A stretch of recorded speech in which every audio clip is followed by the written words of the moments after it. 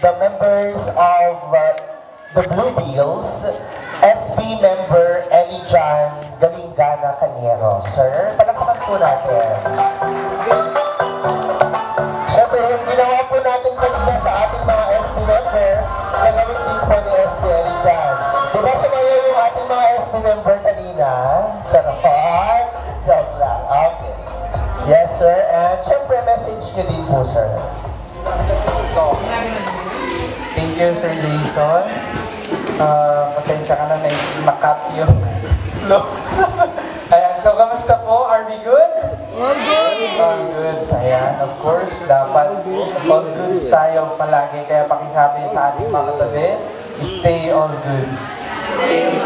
Ayan. So bago po ang lahat, bago po ang lahat, nais ko syempre batiin si Kathleen ng happy birthday. Ayan, and of course, I would also want to extend my greetings to everybody present here tonight. Of course, sa lahat po ng mga patpatgay nga kabaranggayan, dito ay Barangay San Macario, na yung Bagarabi, kada tayo amin apo. Of course, lalo kada iti mangidadaulo iti barangay tayo, dagiti barangay officials. Kastamet, numampayawan ni Tata, ni Apo Kapitan, ni Angel Onofre Castle, at damat kada tayo ni Auntie Mahira, palakpakan pa natin. Ayan. Of course, sa family, Agustin, kay Ate Belen, kini Kuya Dinson, agraman na iti buong nga pamilya. Buong nga angkan, iti Agustin, iti Pasko ni Tata, yaman ang Apo, iti kundaway na inyawat yun, tapno makipagpaset na iti programa itatang harabi. And sakbay pa yung tuloyak nga mga tagti mensahe, kaya't kung nga dumawat iti dispensar, naladawag nga simangtod po. And after that, greetings ko, kan wishes ko kini Kathleen, kat agpakadaakmat lang nga agawit, agsipod ta, fiesta kami po ti Barangay San Isidro, han kayo napan. Ayan, and meron pa po kaming activity ngayong gabi, and mag-a-awarding na daw po, kailangan po ako doon. So, hahabulin ko po ulit yun, lang si Magnet, tap na tikasta, maiparamdam ko rin ang aking suporta at pagmamahal sa ating kapatid na si Kathleen. Kaya muli happy birthday, Kathleen. And going to my wishes, una, syempre, bago pala yung wish, appreciation muna. So, unang-una, napaka-bless mo, napaka-lucky mo. Kasi hindi lahat ng mga kabataan na magiging 18 years old ay nagkakaroon ng ganito ka-engranding celebration. And we give this appreciation, of course, to your family, to your parents, especially to your parents. And bilang awan iti, kumbaga, hindi requirement na ibalik mo yon sa kanila. Pero, para sa iyo din, gamitin mo opportunity yung mga blessings na binibigay nila sa iyo para mapabuti yung sarili mo.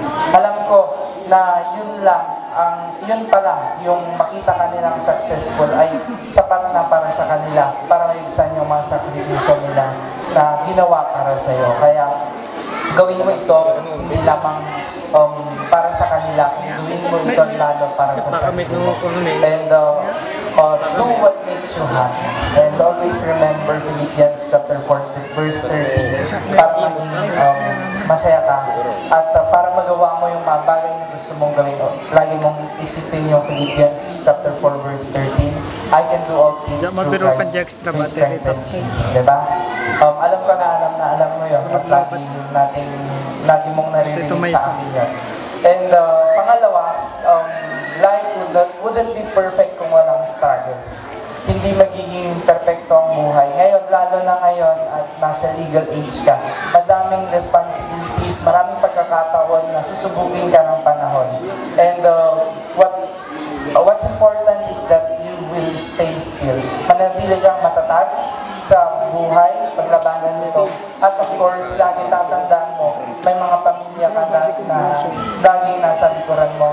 Meron din, Kuya Eli, dyan na pwede mong takbuhan kapag may pangailangan ka. Alam mo naman kung gaano ko kayo kayo kamahal dito sa San Macario at kayo ng mga tinuturing kong mga kapatid.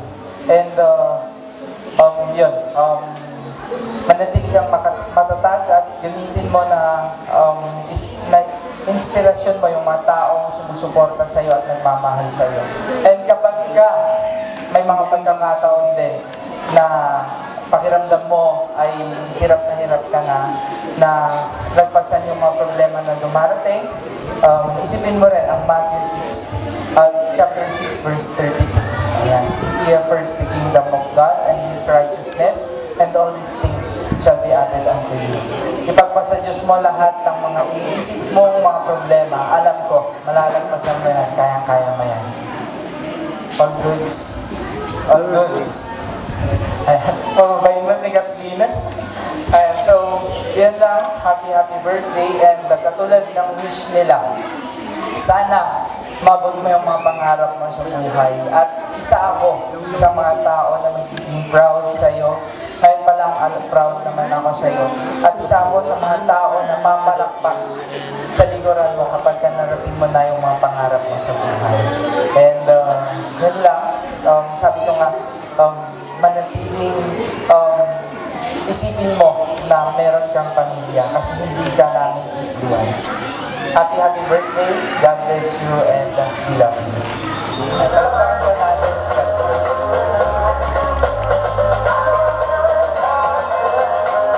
Thank you so much, SB member Elijan Galingana Caniero. Palakpakan po natin SB Elijan. Thank you so much, Sir Eli, and to your fencing. Thank you, and ingat po tayo, sir.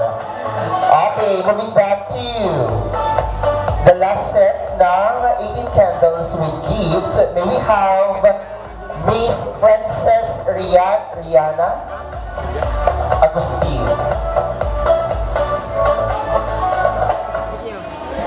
Ka-Dominic. Ang nagpa-ay ko yun. Ay, hindi ko ito. Kailangan.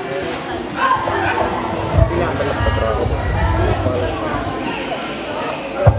Ay, mga yung tango. Magtatapal ko ganun sa ito.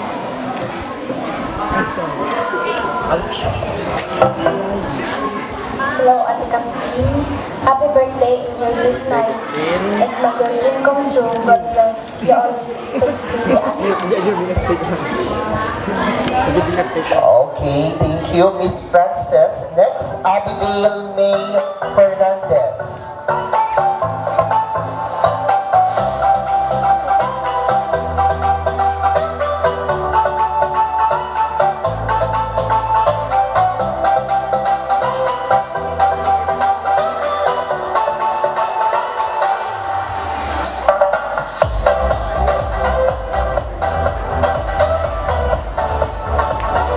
First of all, I would like to say thank you, Ate Kathleen, for inviting me on your special day. Happy birthday, Ate. Sorry, kasi matinak nakahanda naman niya i-gift ko niya, bisa nga pera lang. Sorry. Yeah. Okay, thank you so much, Miss Abigail. Next, Miss May Angela Agtang.